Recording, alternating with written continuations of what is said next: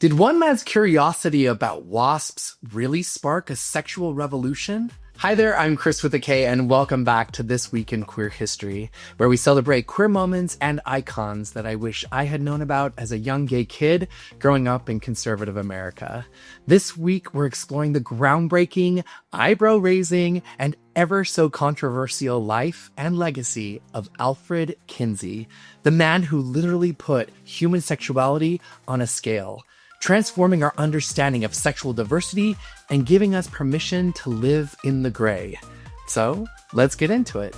This week in queer history, stories told with love and glee. Alfred Kinsey was born in Hoboken, New Jersey on June 23, 1894, into an extremely devout Methodist family. His upbringing was so strict that Sundays were reserved solely for prayer. But even with this rigidity, young Alfred found solace and adventure in nature, caddying with the YMCA and eventually earning his Eagle Scout rank in 1913, one of the earliest to achieve this honor. As a young adult, Kinsey initially bowed to his father's expectations, studying engineering at Stevens Institute of Technology. But luckily for all of us, engineering didn't suit him, and he bravely switched over to biology at Bowdoin College, despite his father's disapproval. His fascination with biology, especially gall wasps, led him to Harvard for graduate studies. And after earning his doctorate, he became a professor at Indiana University, where he shifted his focus from insects to humans. Kinsey founded the Institute for Sex Research in 1947. It's now famously known as the Kinsey Institute. His research resulted in the groundbreaking Kinsey Reports, Sexual Behavior in the Human Male in 1948, and Sexual Behavior in the Human Female in 1953. These weren't your grandma bedtime stories. They shattered taboos, challenged societal norms, and made a lot of people blush. The reports exposed how common premarital sex was, masturbation was happening, and homosexuality, it was everywhere. And this changed America's perception of what normal was. One of Kinsey's most revolutionary concepts was the Kinsey Scale, introduced in his 1948 report. This scale ranged from 0, exclusively heterosexual, to 6, exclusively homosexual, with an X rating added later for asexuality. This was revolutionary. It moved sexuality from a black and white binary into a beautiful, messy, and real spectrum. Of course, groundbreaking work isn't without controversy. Critics claim Kinsey's sample size skewed towards prisoners and sex workers, raising eyebrows about his sample.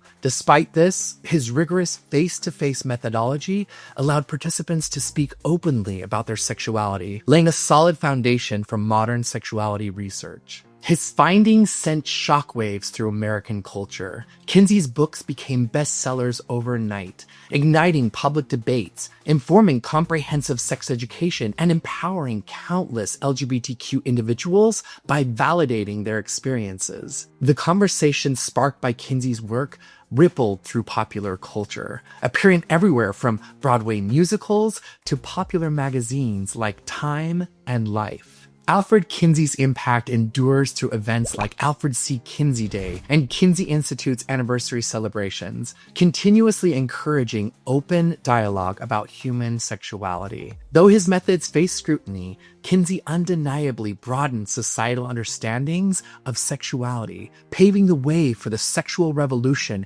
and LGBTQ acceptance. Ooh, my journey has been a long one, with accepting the idea that sexuality lives on a gradient and that it's not strictly black or white.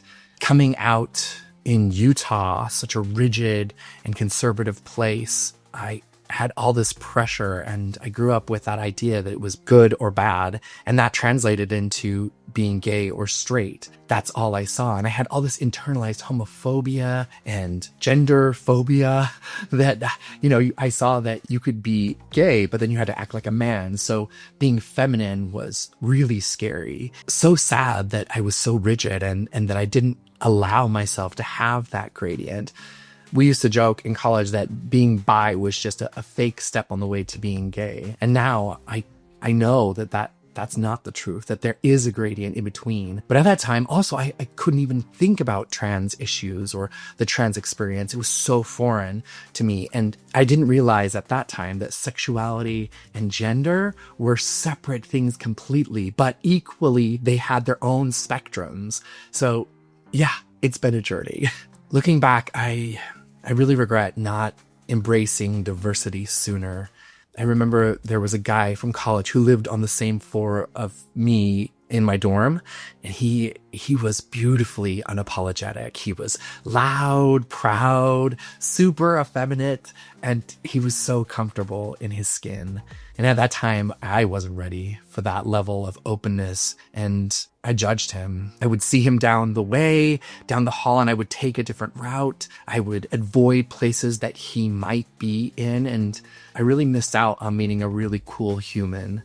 But now, with time and reading Kinsey's work, I've learned that giving others the space to express their identities freely gives us permission to do the same. It's not about fitting into boxes. It's about celebrating our individual places on that expansive, fluid scale. So thank you, Alfred Kinsey, for pulling back the curtain and showing us the truth about humans. It helped me and countless others realize the richness of life and that it isn't found in conformity. It lives in the celebration of life's wonderful complexities.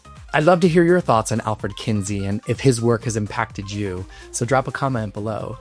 And if you want more queer history, click this video popping up right over here.